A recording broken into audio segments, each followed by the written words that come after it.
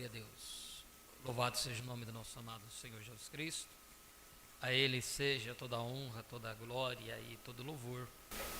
Agradecidos ao Senhor estamos pela oportunidade que Ele tem nos concedido de poder estarmos aqui juntos, reunidos, para tão somente ouvirmos a sua voz. Damos boas-vindas a todos os nossos irmãos que já estão conectados conosco através da internet. Sejam todos bem-vindos, em nome do Senhor Jesus Cristo. Que Ele possa nos falar, nos exortar, nos ensinar, como este é o nosso objetivo.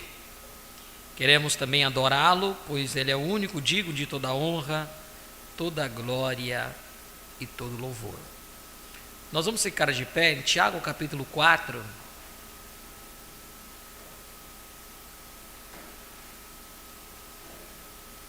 Versículo 7. São Tiago capítulo 4, versículo 7, nos diz: Sujeitai-vos, pois, a Deus, resistis ao diabo, e ele fugirá de vós. Chegai-vos a Deus, e ele se chegará a vós.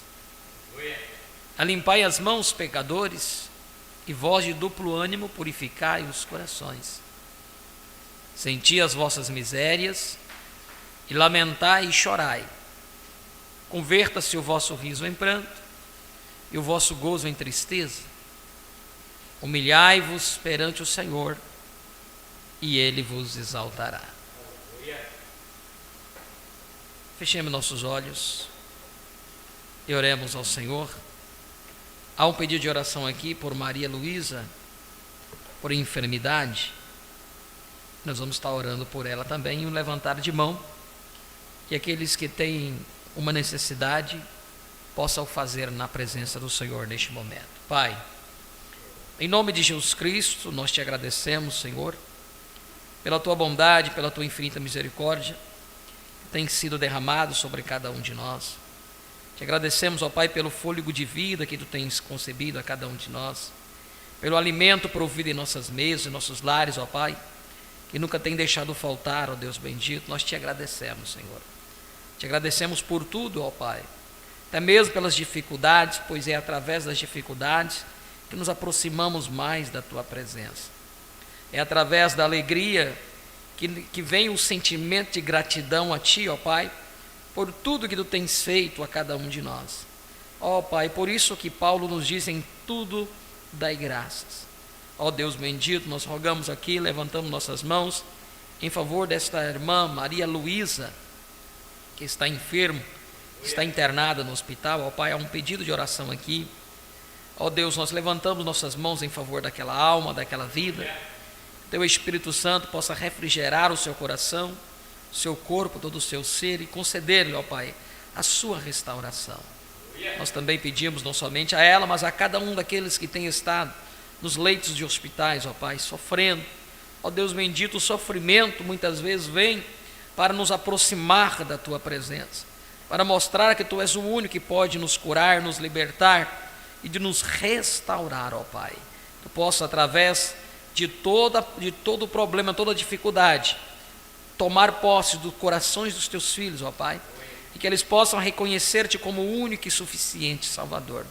Esta é a nossa oração, ó Pai, e o nosso clamor, em nome de Jesus Cristo. Amém e amém. Podeis assentar todos. Nós vamos cantar ao Senhor um cântico.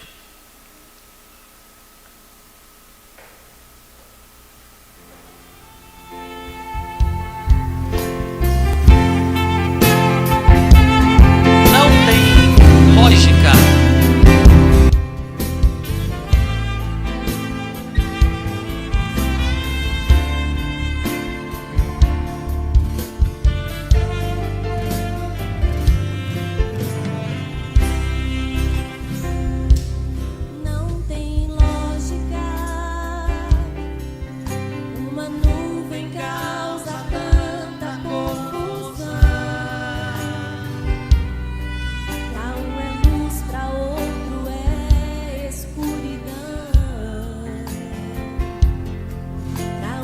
Vida pronto traz condenação.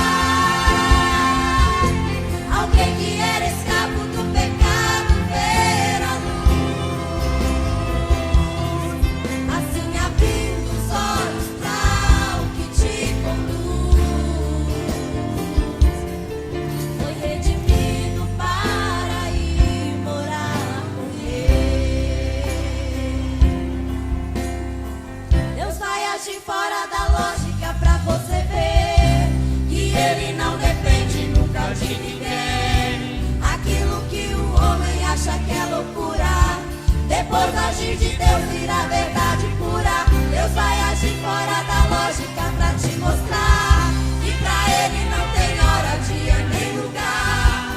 Pra Deus uma semana não tem 7 dias. É Ele quem decide o que começa e o que termina. Não tem lógica você ficar aí confuso desse jeito. Se Ele desceu do céu pra morar no seu peito, celebre agora, irmão, a sua redenção. Celebre agora, irmão, a sua redenção. Ei, glória a Deus! Aleluia! Aleluia, glória a Deus.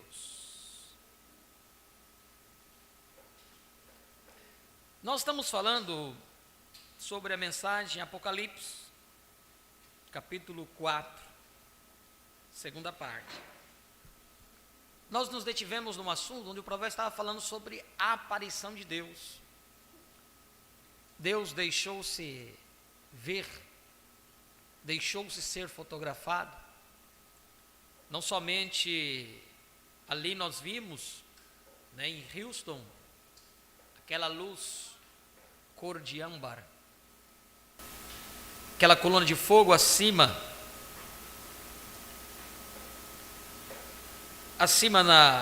autenticando acima do profeta, né? Como também nós vimos logo mais na frente, depois, Deus novamente aparecendo e descendo numa nuvem. Este louvor é uma pura realidade, porque muitas coisas de Deus são sem lógica. As pessoas, para poder compreender, eles querem que tudo seja provado. Certas coisas você vai conseguir provar através da Bíblia, mas você vai conseguir provar somente até certo ponto. Por que somente até certo ponto?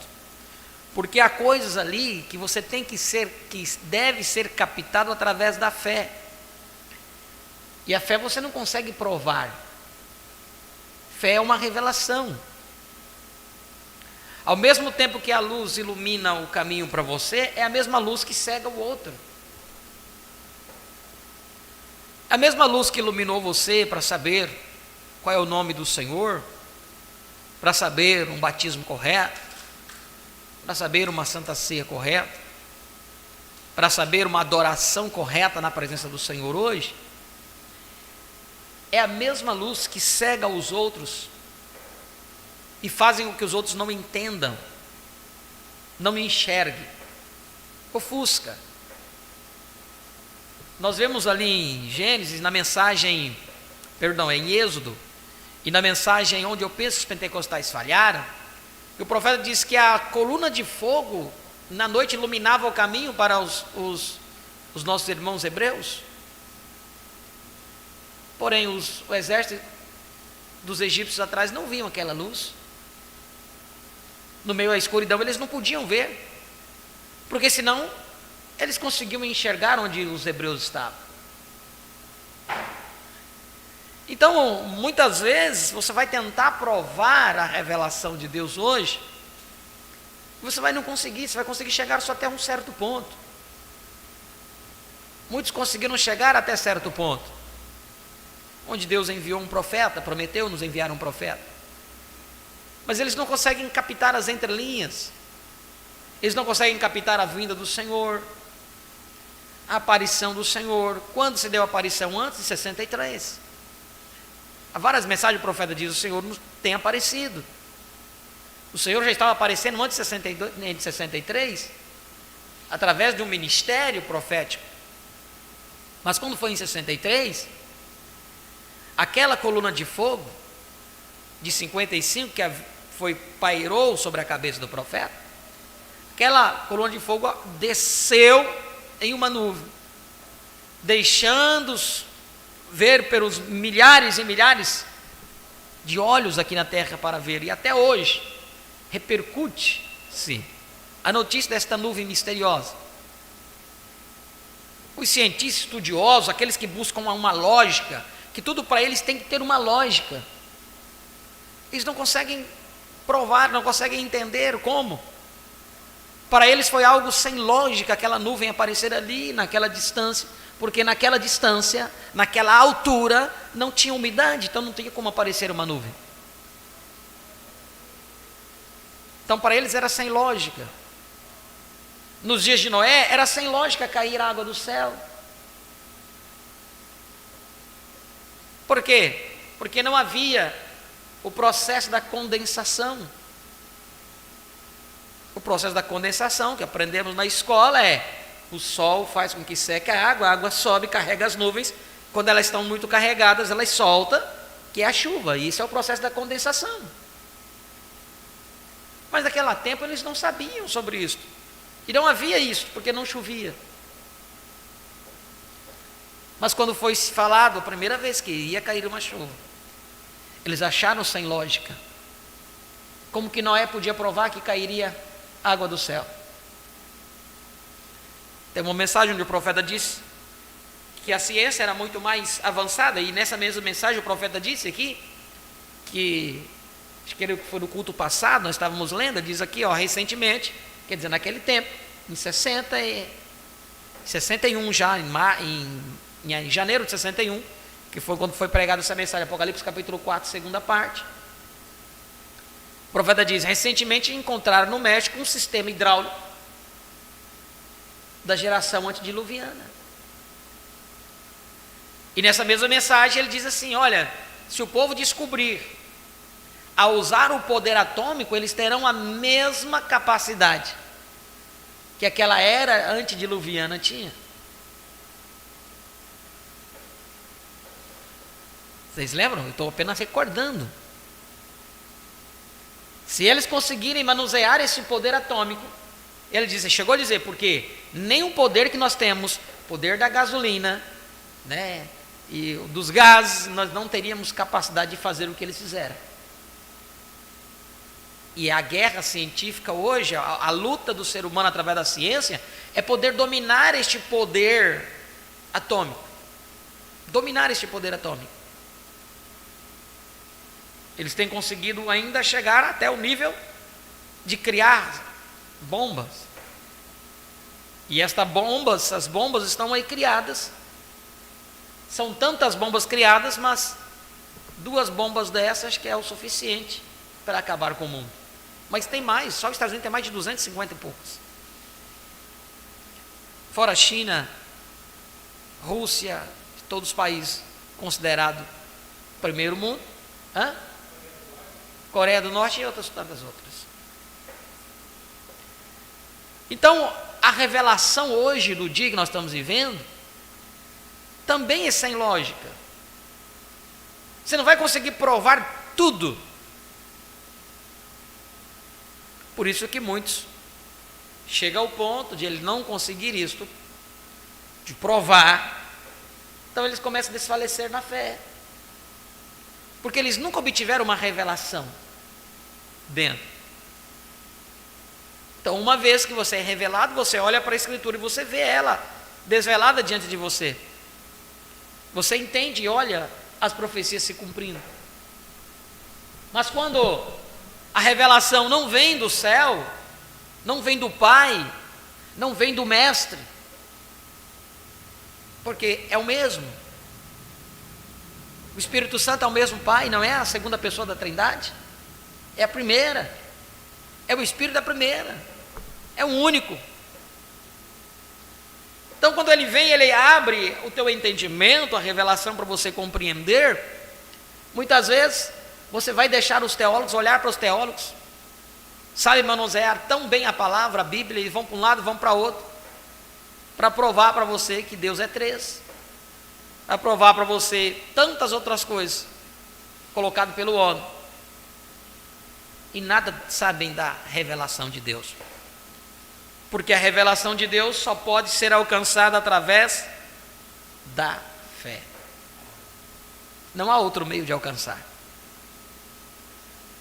Tem que ser alcançado através da fé. Na mensagem Apocalipse capítulo 4, segunda parte, no parágrafo 161, Antes eu quero dar um aviso aqui aos irmãos, né?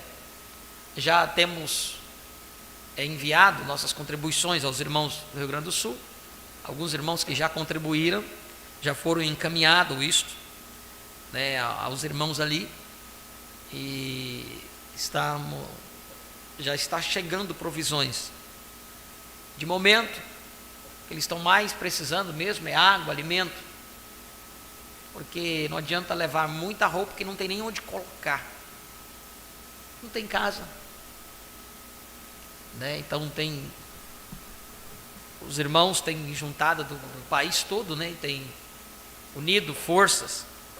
E Deus está operando de uma forma milagrosa, que até mesmo pastores com divergências de questões de fé estão se unindo em favor desta unidade, né? Dos nossos irmãos que foram atingidos ali. Repito novamente, não foi não perdemos nenhuma vida, embora há várias pessoas que morreram, são tantas incontáveis ainda desaparecidos, mas graças a Deus que Deus tem cuidado dos seus, né? E aqueles que tenham partido, é o tempo que chegou. Então, cabe agora a nós fazermos nossa parte como cristãos, né? Se fôssemos nós, com certeza eles se compadeceriam também e ajudariam-nos. Então agora um pouquinho que cada um puder fazer, isto será de próprio benefício para nós. Isso será de próprio benefício para nós. Amém? Então, na oração que fizemos, não lembramos porque nós já oramos e já temos visto Deus operar. Eu lembro disso, já falamos sobre isso. O profeta diz que quando você tem uma fé sólida na coisa, você orou e coloca uma pedra naquilo, e você sabe que Deus já entrou com providência.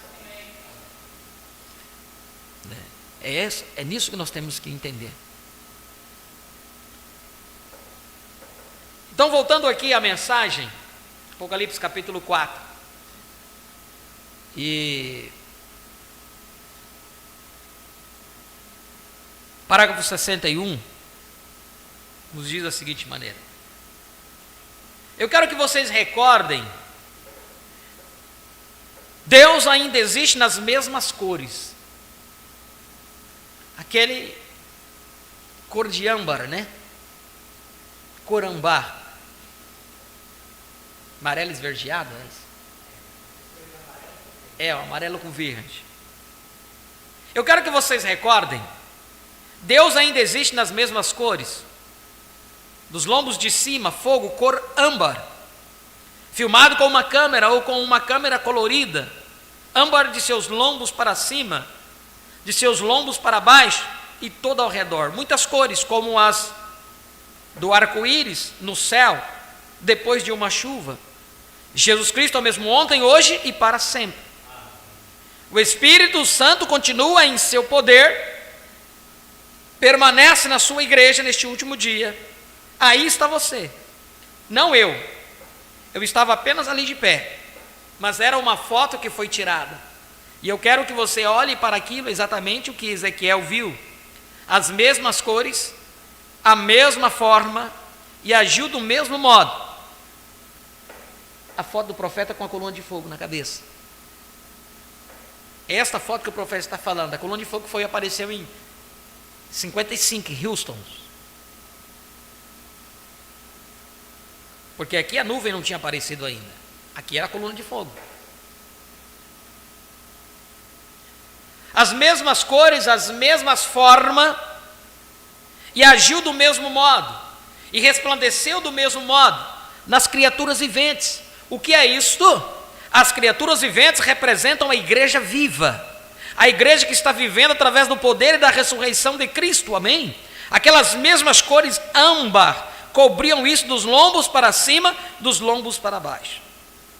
Não existe mais conjectura. A ciência tirou a fotografia, veja suas cores. Apenas olhe para as cores de fogo ali, vem o arco-íris, vejam, esta cor esmeralda, amarelada, Agora, nesta câmera, foi apenas uma câmera comum de fotógrafo. Era uma câmera colorida, fotos coloridas, Kodachrome Color. Veja a cor esmeralda ali. Se eu pudesse colocar em uma luz, em algum lugar, onde você pudesse ver isto atrás, pode você ver agora, como um arco-íris. Vejam as faixas de um lado para o outro, como o arco-íris. Cada uma cor diferente. Entraremos nisso daqui a poucos minutos. O que são aquelas cores e o que elas refletem? Aquilo simplesmente faz com que o meu pobre coração salte de alegria. E ao saber que nesses dias que estamos vivendo, que Cristo, quando todos os outros terrenos são areias movediças, todos os outros terrenos, eu penso, por que não posso dizer isso? Por que não posso fazer o mundo ver isto? O mundo não foi formado para ver isso. O mundo não vê isto. Eles nunca verão isso. Mas a igreja está recebendo o abalo mais forte que ela já teve. Aqueles dias, eles não podiam ter tirado a foto disso. Eles podem agora, porque eles possuem dispositivos mecânicos. Aqueles que estão tentando tomar a mecânica para negar a Deus, vêm diretamente de volta e provam que há um Deus. Isto é correto. Esmeralda. Agora você recorda? Eu nunca inventei isso. Estou lendo isto para você diretamente da Bíblia. Observem enquanto leio e vejam. E eis que aquele é o mesmo Senhor Deus. Não há diferença. Observe o versículo 27. E vi como a cor de âmbar, como o aspecto do fogo. Veja como labaredas. Veja as cores âmbar vindas do fogo. Vê você isto agora?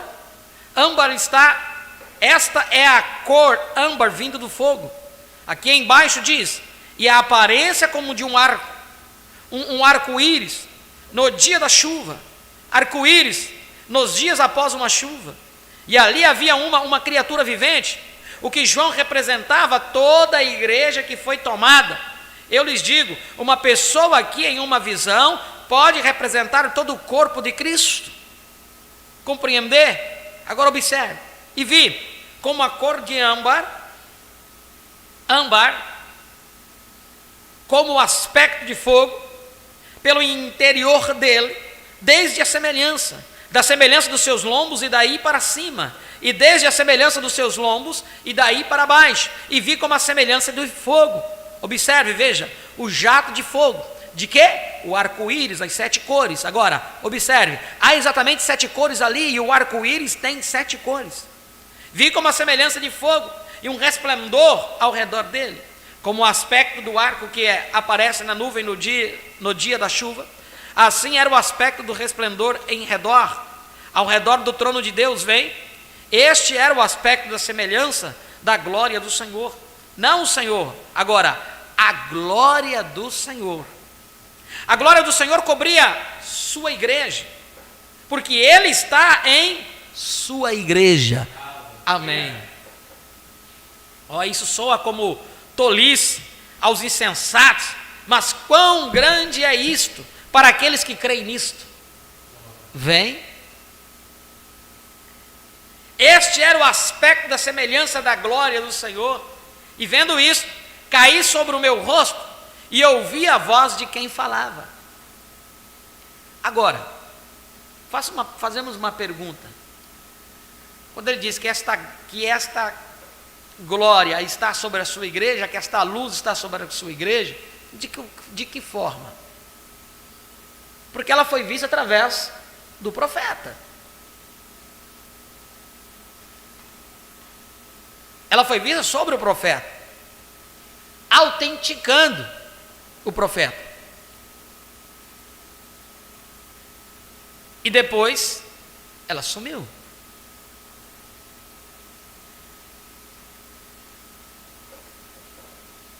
Entenda isso quando o profeta diz: a glória do Senhor cobria sua igreja, ela está em sua igreja. Isso soa como tolice aos insensatos, mas quão grande é isto para aqueles que creem nisto. vem. Este era o aspecto da semelhança da glória do Senhor, e vendo isso, caí sobre o meu rosto e ouvi a voz de quem falava. Agora ele segue adiante e conta o significado da visão, o qual nós não temos tempo para entrar nesta manhã. Agora observe, como o Senhor em sua grande misericórdia nos dá estas coisas. Agora, vamos tomar outro. Ambos, Ezequiel e João, ouviram no mistério de suas cores e luz, e a chamaram de cor âmbar. João mais tarde, você que está anotando as escrituras, 1 de João 1, versículos 5 ao 7, João mais tarde, e ele esteve na ilha de Patmos por cerca de 3 anos, quando ele escreveu o livro, quando ele voltou um velho com seus 90, 1 de João 1, 5 e 7, ele diz, Deus é luz. João teve uma experiência, ele o tinha visto, e ele sabia que ele era luz, luz eterna,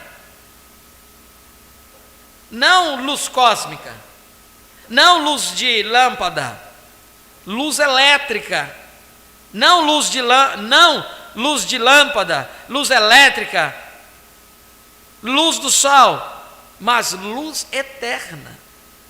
Oh, como eu amo! Deus é luz. Observe, vamos começar lá atrás, agora, e ver onde estamos no 3º versículo ainda. Não estamos? Vamos consegui-lo? Eu espero, correto?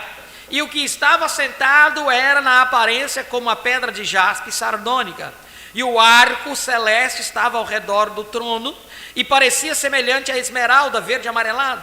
Agora, arco-íris, você observa que era um arco-íris. Vamos voltar em Gênesis 9 e descobrir em Gênesis 9:13, e encontraremos aqui atrás o arco-íris, quando o arco-íris primeiro apareceu.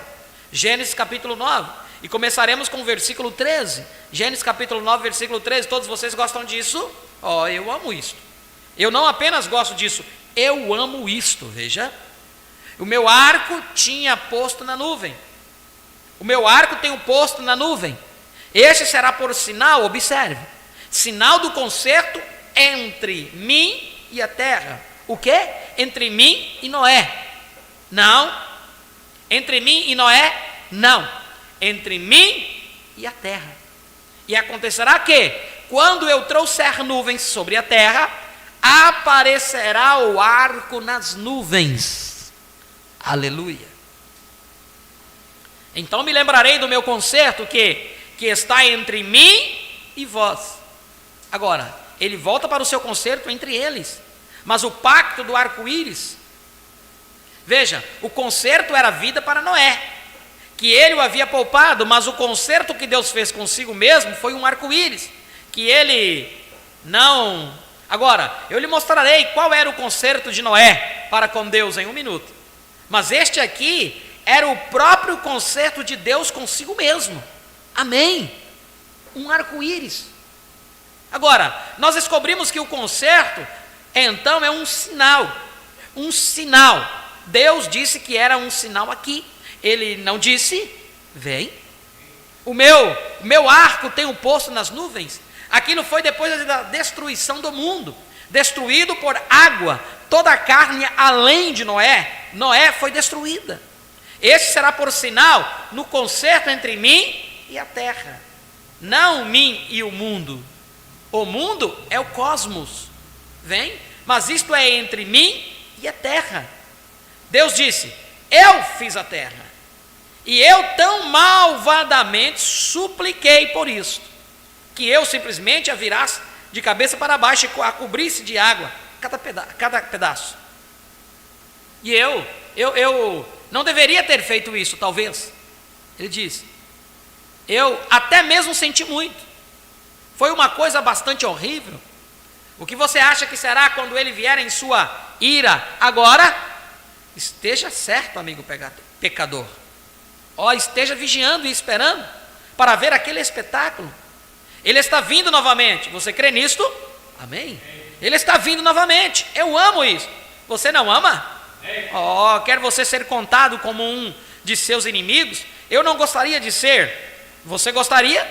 Não, Senhor. ser um inimigo ou ser um inimigo dele, estar com ele seria melhor, mas contra ele, esteja sem mancha por dentro, esteja observando e esperando para ver aquele espetáculo. Ele está voltando novamente. Agora, o conserto, um sinal de quê? Um sinal de quê? De um sacrifício que tinha sido aceito. Agora, Gênesis 8, 20 e 22, agora, Gênesis 8, 20 e 22, correto? Está do outro lado da página. Edificou Noé um altar ao Senhor, e tomou de todo animal limpo, e toda ave limpa, e ofereceu holocausto sobre o altar. E o Senhor cheirou o suave cheiro, e disse o Senhor em seu coração: não tornarei mais a amaldiçoar a terra, por causa do homem, porque a imaginação do coração do homem é má desde a sua meninice. Nem tornarei mais a ferir todo vivente, como o fiz. E agora leia o último verso. Enquanto a terra durar, sementeira e cega, frio e calor, verão e inverno, e dia e noite, não cessarão. Um conserto. A mesma coisa que João viu, Jesus, o pacto de Deus, aceito nos limites dos céus, e ao seu redor havia um arco-íris, e ao redor do trono semelhante a esmeralda, âmbar, uma luz verde ao redor do trono. Louvado seja Deus. Observe, o de Noé primeiramente composto. O arco-íris de Noé era formado de 7 cores primárias. Qualquer um sabe que o arco-íris tem 7 cores. Agora, quais são as 7 cores? Vermelho, laranja, violeta. Não, vermelho, laranja, verde, azul, anil e violeta. Essas são as cores do arco-íris. Agora, nós temos uma coisa profunda aqui, e eu apenas terei que acertar seus pontos salientes, porque está ficando muito tarde. Agora recorde: laranja ou vermelho, laranja, amarelo, verde, azul, anil e violeta. Agora, se você observe 7 arco-íris, 7 cores, quero dizer arco-íris de 7 cores, que significava 7 arcos, 7 igrejas, refletindo 7 luzes, cada luz em volta uma na outra. Começou com o vermelho, depois do vermelho veio o laranja, que é um reflexo do vermelho, depois do laranja veio o amarelo, que é o vermelho e o laranja misturado, formam um amarelo, depois verde e azul, formam um preto, então vem o anil, e do anil vem o violeta, que faz parte do azul. Aleluia! Não vê você? Deus em seu arco-íris de 7 cores, seu concerto que ele fez, um concerto que através das 7 eras da igreja, das 7 cores, ele pouparia a terra. O que ele faria? Recordo, ele fez isso com a terra, sua cor. Mas agora observe, este arco-íris somente horizontalmente, apenas cobre num arco, a metade da terra. Isto era tudo que o colorido arco-íris de Noé cobria, somente a metade da terra. Era um arco. E isto é tudo que você pode ver. Mas quando João ouviu, em sua cor esmeralda, ele cercava todo o trono de Deus. A metade ainda nem foi dita. Ele coloriu. A terra apenas faz um arco, e apenas a metade disto. Essas são as 7 eras da igreja. Mas quando João ouviu, nesta cor âmbar, a cor âmbar, ele cercou e cobriu ao redor como um halo. O irmão Branca bate em alguma coisa. Um halo de cor âmbar cercava seu ser. Vem? Uma cor, um Deus sobre tudo, através de tudo e em tudo, mas ali estão as 7 eras da igreja. Observe um grande diamante. Costumavam encontrá-los, você podia encontrá-los na África jogados nas ruas, você não ousaria guardar um porque não era lapidado. Se você pegasse um que não fosse lapidado, agora eles te colocariam imediatamente na penitenciária por isso, e te daria sentença de prisão perpétua por tê-lo pego. Você tinha que entregá-los tão logo que você os encontrasse. Agora, eles tomam este diamante, é uma coisa dura. Eu já vi um moedor de 40 toneladas ali, assim, eles jogam aquela pedra azul ali, dentro, moendo ao redor, triturando ao redor, ela moe aquela rocha como cinzas, mas ela não moe o diamante. Aquelas 40 toneladas penduradas em um suporte giratório, ali em cima, girando ao redor com aqueles grandes dentes de engrenagem, assim, simplesmente moendo aquela rocha em pedaços, mas o diamante passa por ela. Ele move aquela peça fundida de 40 toneladas. Quando isto esmaga e sai através daquela peneira, coa através de outra peneira e é lavado, e então finalmente sai por uma longa canaleta. O gerente daquelas grandes minas de diamantes, Kimberly, foi um dos meus assistentes ali embaixo na linha, bastante humilde, um irmão dócil. Então, por cerca de 3 pés debaixo daquela água, onde isto flui, e é colocado cosmolina ali. Você sabe como vocês chamam aquela coisa, Meda? O que é aquilo que temos naquele vidro no escritório ali? Vaselina. E nós colocamos aquela vaselina, mais ou menos 1 polegada de espessura, aqui, e em cima daquela canaleta que desce, e observe, todas as vezes que as pedras passam por ali, elas rolam fora daquela vaselina, mas quando um diamante passa por ali, ele gruda. O diamante é seco e ele gruda naquilo. Eu já os vi apanharem, aqueles pequeninos, e os separam com uma lupa. E eu lhes perguntei, para que eles estavam fazendo aquilo? Disseram que eles os vendem para a América, para agulhas de vitrola e coisas. Não gastam. Vem.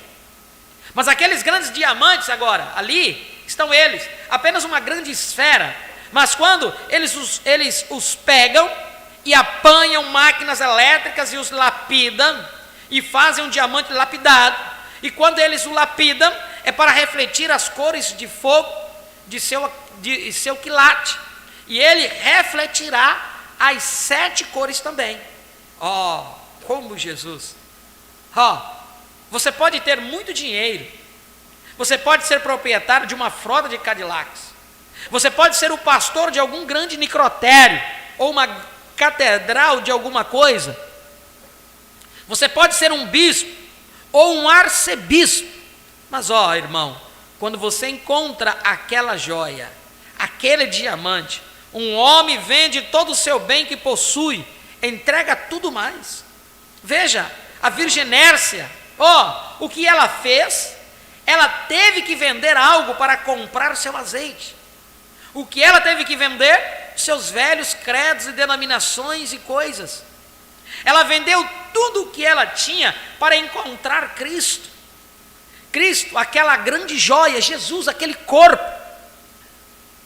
Eu tenho uma passagem para ir para o céu, quando o trem passar, em uma dessas escuras manhãs. Que bênção! Precioso é aquele fluxo, que me faz branco como a neve.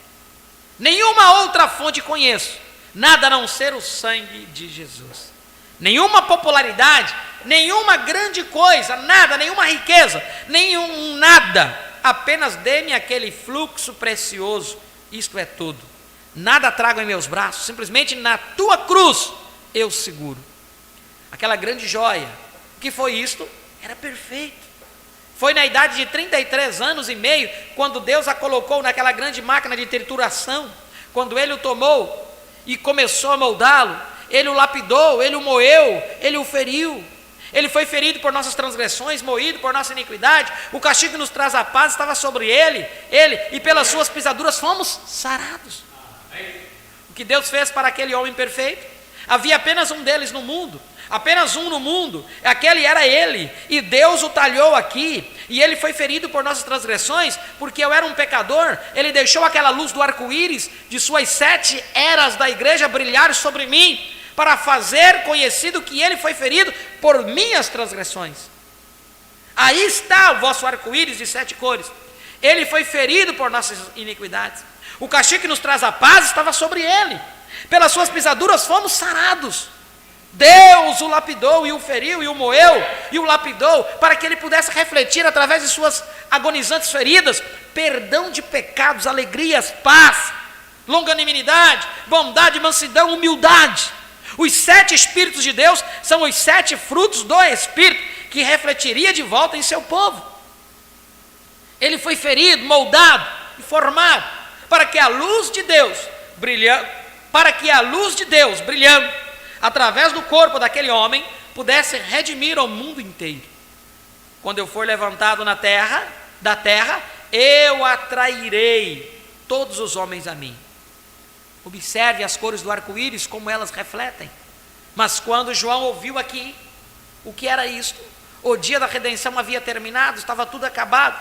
Então ele o viu de volta em sua condição original, uma cor âmbar, não apenas a metade do mundo, isto apenas pode, o sol apenas brilha em uma metade do mundo por vez, enquanto ele gira. Mas quando João ouviu, ele parecia como uma pedra de jaspe sardônica, cores âmbar, misturadas, juntas. Você tem o âmbar, e o âmbar era a cor ao redor do trono,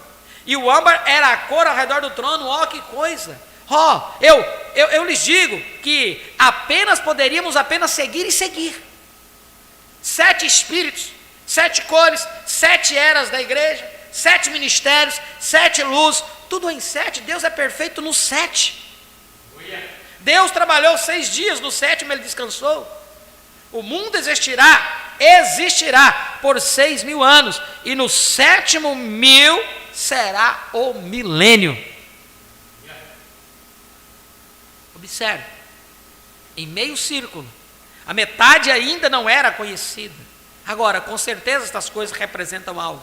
Agora, em Êxodo 23:13 e em Hebreus 6:12, Deus fez um pacto consigo mesmo e jurou por si mesmo.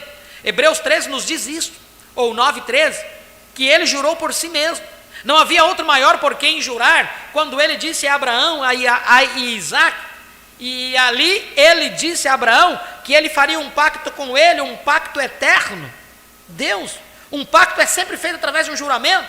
Então não há ninguém, você faz um juramento por alguém maior do que você, faz um juramento por sua mãe, faz um juramento por sua nação, faz um juramento por algo, faz um juramento por Deus, mas você não pode fazer um juramento a não ser que seja por alguém maior que você. E não havia ninguém maior do que Deus. Então ele jurou por si mesmo, amém. Jurando por si mesmo, que ele confirmaria este pacto, amém, jurar por isso. Ele preservaria a semente de Abraão. O que é a semente de Abraão para o gentil? O batismo do Espírito Santo. A semente de Abraão, jurou por si mesmo, e eu os ressuscitarei a cada um, e lhes darei a vida eterna, e os colocarei aqui de volta na terra. A respeito de que temos que pensar? Pacto, a semente de Abraão é o batismo do Espírito Santo.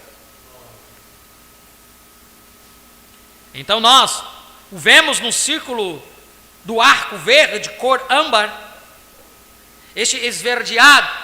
O que o verde representa? Vida. As sempre verdes são verdes, sempre permanecem verdes, é vida. O que isso significa? Que Deus tem prometido, como ele fez um juramento lá atrás, em Gênesis, que ele colocou o arco-íris no céu, e que ele não destruiria mais este mundo com água. Ele também fez o seu juramento e jurou por si mesmo, que toda a semente de Abraão, ele a ressuscitará, e este mundo suportará todo o abalo de seus julgamentos, os julgamentos pelos quais passaremos nas lições futuras que nos chegarão. lhes mostrarão onde este mundo expelirá e se tornará vulcânico, e explodirá em pedaços, de cabeça para baixo, e tudo mais. Mas ele jurou por si mesmo, que ele não o destruirá, mas ele o purificará novamente, e colocará os seus filhos na terra para aquele milênio. Que coisa! Estou atento pela chegada daquele alegre dia do milênio, quando o nosso bendito Senhor virá e levará embora a sua noiva que espera. Meu coração está ansioso, clamando por aquele dia de doce libertação, quando nosso Salvador regressará à terra novamente. Como estamos ansiosos por ver aquele dia. Ele prometeu que o grande milênio chegaria. E outra coisa, a razão pela qual ele estava cercado, ele é um Deus que guarda o pacto, ele manterá o seu pacto. Agora, vamos tomar o verso seguinte de qualquer modo, que coisa, queremos mais um, e temos somente mais uns 10, 15 minutos para fazer isso. Vocês estão muito cansados? Vocês querem seguir em frente? A congregação diz amém. Correto, vamos pegar o versículo 4. E ao redor do trono havia 24 tronos, e via assentados sobre os tronos 24 anciãos vestidos de vestidos brancos, e tinham sobre suas cabeças coroas de ouro. Talvez não passaremos por todo o versículo, mas vamos começar com o quarto versículo. Veja agora, quando João ouviu aquela cor esmeralda ao seu redor, nós temos todas as cores, os arco-íris e assim por diante, e a respeito de tudo que isto era. Agora, no quarto versículo, a primeira coisa que ele fala aqui, no quarto versículo, e ao redor do trono. Observe, é um quadro tão lindo aqui, não perca isto. O trono, observe, não percam isto, o trono. Você sabe, vamos voltar a Moisés. Moisés, nós não temos tempo para escavar isso. Então, você apenas tome o que eu estou dizendo. Moisés, quando lhe foi dada uma visão em cima do monte Sinaí, eu quero que você observe que este não era mais o trono da graça. Ali o sangue havia cessado, e o sacrifício estava de volta novamente, e eles tinham sido aceitos, e o sangue estava fora do trono de misericórdia, e ele era agora o trono do julgamento, porque trovões e relâmpagos saíam dele. É isto correto? Recordem, foi como no monte Sinaí, quando Moisés foi para o monte Sinaí, o que aconteceu? Trovão, relâmpago. E mesmo se uma vaca, ou um bezerro, ou uma ovelha, ou qualquer um que até mesmo tocasse no monte, ele morreria. A Bíblia diz, tão grande foi o tremor, que até mesmo Moisés o temeu.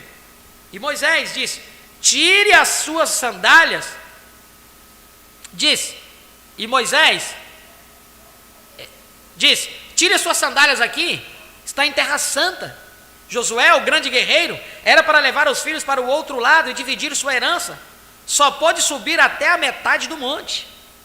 Aqui estava Moisés ali em cima, com as cores de Deus, lampejos de relâmpago, esmeralda, ao seu redor, observando aqueles mandamentos serem escritos, de pé na presença de Deus, aquela voz falando de volta, Moisés, onde tu estás? Tire tuas sandálias, está em terra santa. O tribunal estava estabelecido agora, nada poderia se colocar ali, exceto os redimidos. O pecador não podia se aproximar dali de modo algum, está consumado, o tribunal, correto. Agora Moisés fez coisas na terra, fez o tabernáculo como as coisas que ele viu no céu, nós sabemos disso, não sabemos? Descobrimos que Paulo fez a mesma coisa, deve ter Hebreus 9, 23, que Moisés fez as coisas exatamente como ele fez, e Paulo em sua visão, quando ele subiu até o céu, quando ele ensinou aquele grande livro de Hebreus, ele deve ter visto em sua visão a mesma coisa que Moisés viu, porque ele disse isto, ele ensinou aquele maravilhoso livro de Hebreus, como o cristianismo era o antitipo do Velho Testamento, ele foi um grande ensinador, Paulo foi. Agora, aquele era o trono então, aquele era o seu trono então, vamos apenas, se eu não posso, eu ia passar por isso, mas eu simplesmente não posso fazê-lo. Onde está o quadro? Você o levou de volta? Está lá atrás, Doc? Bem, talvez eu possa te fazer ver isto daqui. E agora, veja, peguem seu lápis e papel, pois eu quero dizer algo aqui. Eu estava sentado nesta manhã, quando algo veio a mim. Agora, eu lhes direi o que eu fiz. Se observarem, eu tenho isso desenhado aqui atrás. Vem, apenas desenhei como o Espírito me deu. Vem, desenhei aqui. E o que isto seria? Mas eu quero dizer algo bem aqui. Agora, Deus, quando Ele está no trono, então Ele é juiz. É isto correto? Quando o juiz julga, quando Ele chega no seu lugar de julgamento, um trono. Agora, eu quero que você observe como no Velho Testamento era feito, como era feita a aproximação da corte ao seu trono, e como João viu aqui. Nós não entraremos nisso nesta manhã, em tudo isto, mas como João viu as mesmas cortes de introdução dele. E o que a introdução de sua corte é? Agora, eu amo isso. Agora, no Velho Testamento ali, havia o que era chamado de congregação, onde as pessoas se reuniam. A primeira coisa antes deles entrarem na congregação, para entrarem ali, elas tinham que vir sobre o sangue derramado, pátio exterior. Primeiro elas vinham às águas de separação, onde a novilha vermelha era morta, fazia as águas de separação. Este é o pecador que vem e ouve a palavra. Foi assim que este grande rabino judeu foi trazido ao Senhor. Me ouviu pregar sobre isto lá embaixo, em Tulsa,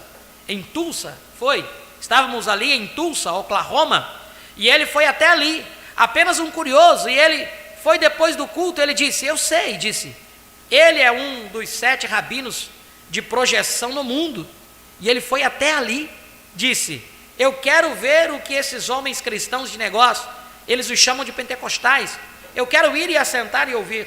E quando o Senhor me ouviu, e quando o Senhor me falou sobre o sacrifício daquela novilha vermelha, depois do culto ele encontrou com alguns irmãos lá atrás e disse, eu quero falar com um homem, eu sei que ele nem mesmo tem cultura, mas eu sou um rabino judeu, que conhece todas essas diferentes abordagens e coisas assim, e disse, eu nunca vi isso em toda a minha vida, eu nunca vi isso, e agora ele é um rabino pentecostal, cheio do Espírito Santo, vai em todas as partes, pregando o evangelho, rabino pentecostal, ele chama a si mesmo, ele foi até o Washington Uiri Hotel, outro dia, quando nos encontramos lá, embaixo no irmão Jack, e uma senhora o conhecia, ela disse, rabino, disse ela, nós temos um ótimo quarto para você, mas disse, não temos televisão lá, e ele disse, aquelas coisas são infernovisão, joguem-nas fora, joguem-nas fora, eu não a quero ali de modo algum, se estivesse lá, eu a faria com que você a colocasse para fora.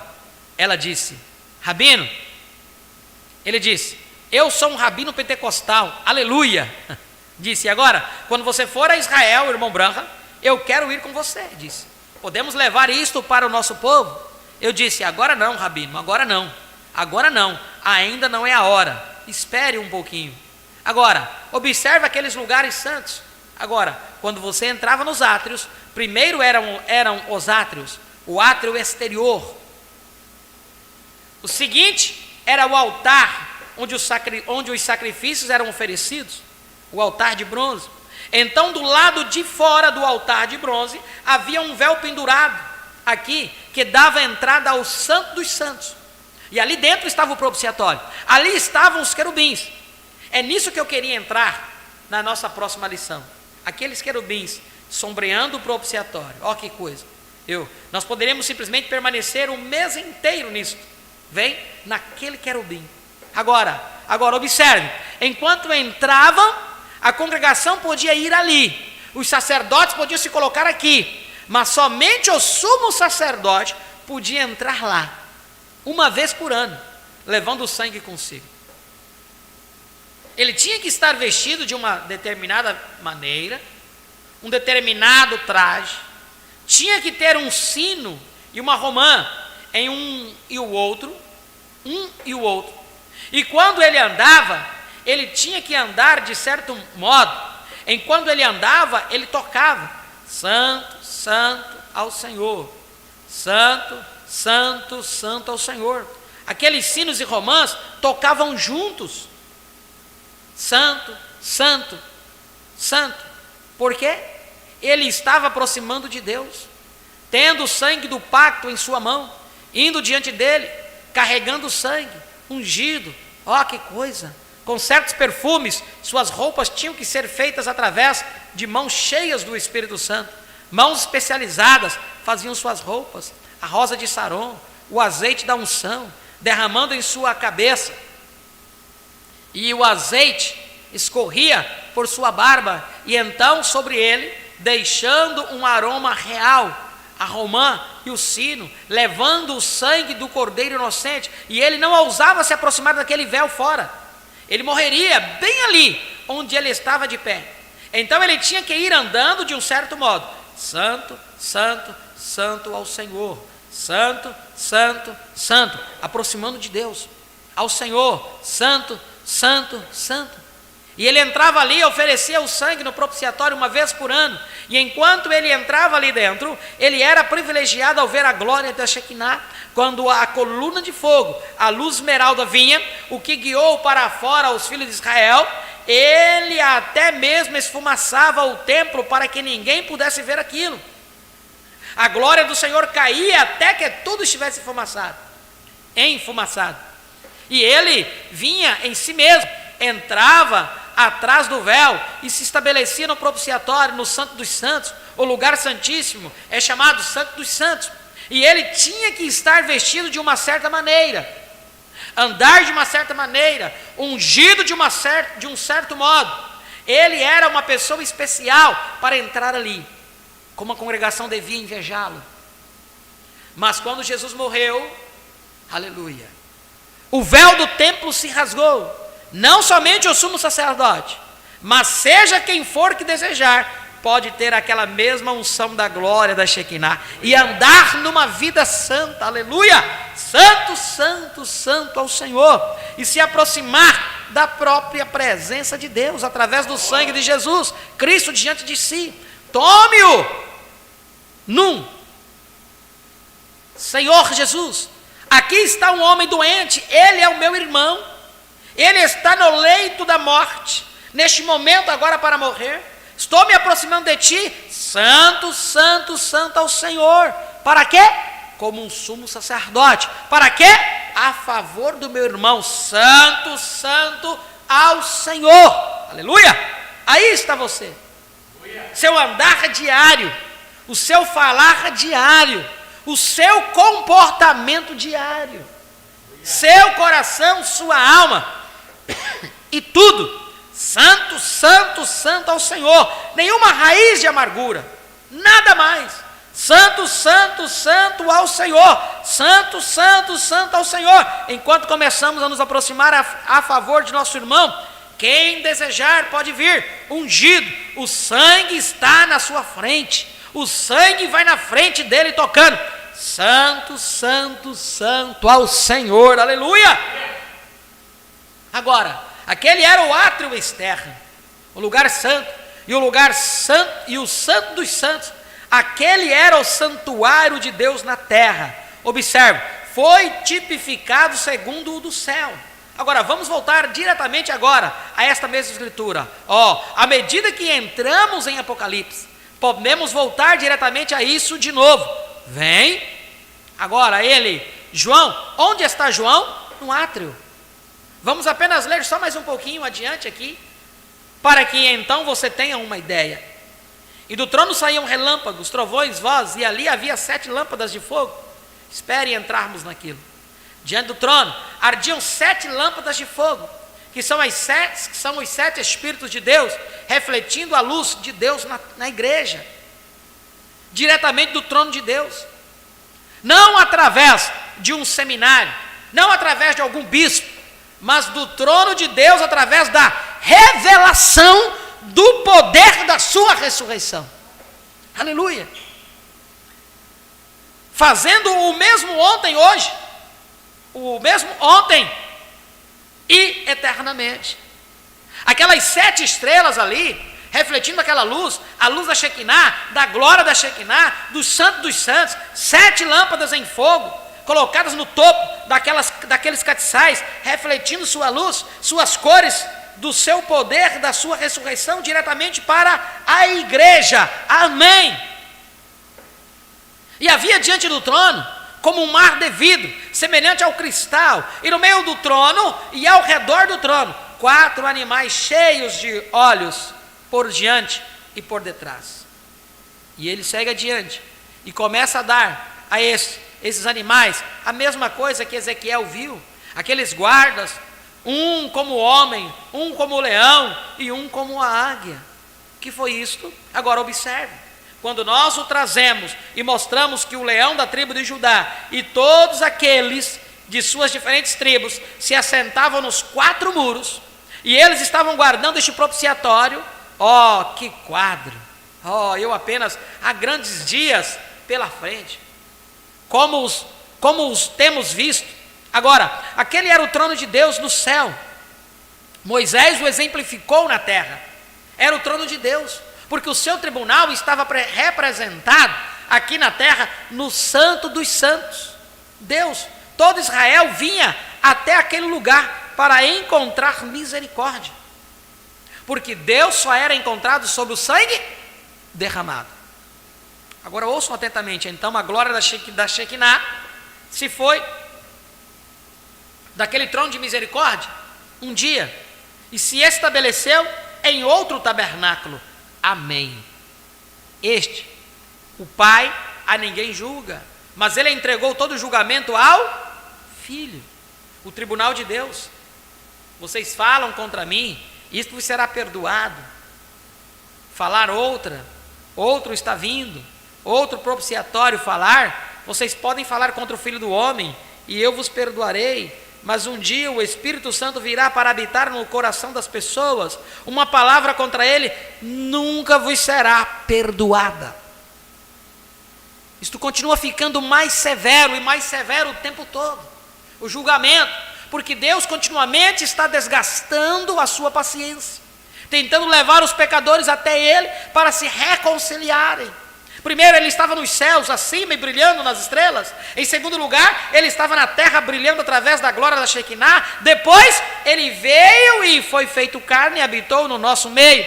Continuou desgastando sua paciência. Então, ele redimiu o homem através do seu sangue e entrou em sua igreja na forma do Espírito Santo. E falar contra aquilo é uma coisa consumada, acabada. Agora, você pode ver de onde está vindo a agitação. Estamos em um tempo que eles não se dão conta. O povo não pode compreender o que isso significa. Agora, o primeiro trono estava no céu, o trono do julgamento. O segundo trono estava em Cristo. O terceiro trono está no homem. Agora, deixe-me tomar esta coisinha que eu tenho desenhado aqui. Nós vamos fazer. Eu gostaria de ter um quadro negro, e eu poderia fazer isso através, talvez mais compreensível para vocês. Nós vamos tomar e desenhar os átrios. Apenas farei isso como um círculo redondo, ou assim, tanto faz. Agora nós vamos pegar, eu creio, assim talvez seja melhor. Vamos tomar e fazer os átrios. Agora, o que é o homem? Ele é um ser trino, corpo, alma e espírito. Quantos sabem disso? Amém? Observe a aproximação de Deus. O que é seu coração? Você recorda da minha mensagem? Escolhe Deus o coração de um homem para a sua torre de controle? O diabo escolhe sua cabeça para a sua torre de controle. Vem, ele faz ver coisas, olha através de seus olhos, mas mesmo assim, Deus em seu coração lhe faz crer nas coisas que ele não pode ver. Vejam, Deus está em seu coração, e no coração do homem está o trono de Deus. Aleluia! Você compreendeu isso?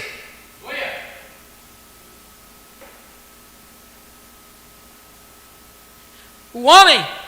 Deus faz o seu trono no coração do homem.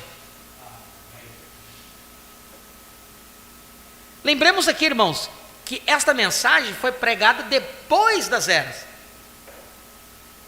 E dentro das eras, nós vimos ali a graça e a misericórdia sendo estendida na era de Sardes, né? Que nós vimos isso. A graça e a misericórdia sendo estendida através dos seus filhos. Tomando controle de você, o trono está aí. E desde aí, desse trono, ele rege todo o seu ser. E desde aí desse trono. Então, quando nós vamos orar ao Senhor, muitas vezes a pessoa pensa que tem um trono, que ele tem que direcionar, tem que chegar ali para aquele trono. E ele esquece que onde que está o trono.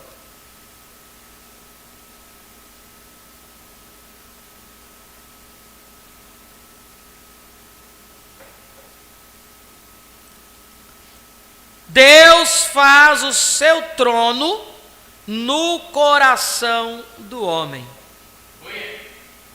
Agora, observe. Qual a primeira parte do homem? A primeira parte do homem é o corpo.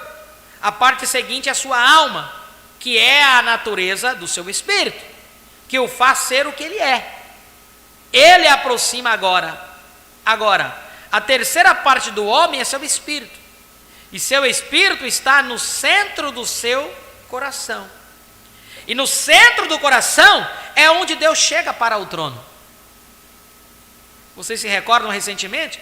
Os jornais mostraram isso em Chicago, cerca de 4 anos atrás, quando o velho crente, velho incrédulo, melhor dizendo, costumava dizer que Deus errou, através de Salomão, quando ele disse como o homem pensa em seu coração. Disse, não existe nenhuma faculdade mental dentro do coração com que pensar. Como poderia ele pensar com o seu coração? Ele quis dizer sua cabeça. Se Deus quisesse dizer sua cabeça, ele teria dito sua cabeça. Como Moisés. E se Moisés, Deus teria dito, Moisés, tire suas sandálias, está em terra santa. Ele disse, bem, eu tirarei meu chapéu, já está bom. Ele disse sandálias. Ele não disse chapéu, ele disse sandálias. E quando ele disse arrependei-vos e seja batizados no nome de Jesus Cristo, ele não quis dizer Pai, Filho e Espírito Santo, ele quis dizer exatamente o que ele disse. Quando ele disse, você deve nascer novamente, ele não disse, você deveria ser. Ele disse, esses sinais seguirão aqueles que creem. Ele nunca disse, talvez eles seguirão. Ele diz o que ele quer dizer. E ele é Deus, e ele não pode voltar atrás, amém. Ele conhece o que é perfeito, então ele faz isso desta forma, e esta é a maneira que ele tem intenção que isso seja, e você tem que chegar até isto. Ele não desce a sua concepção, você é que tem que chegar até o conceito dele. Esta é a diferença. Aleluia, glória a Deus. Nós viemos até o parágrafo 247. Aleluia, grandes coisas Deus tem feito por nós, né? Tem aberto o nosso entendimento, tem nos mostrado, e aparentemente parece que você não está conseguindo entender o que é a mensagem, mas nós estamos falando sobre Apocalipse capítulo 4, falando sobre o que é aquilo que João viu, e ele escreveu. E tem algo aqui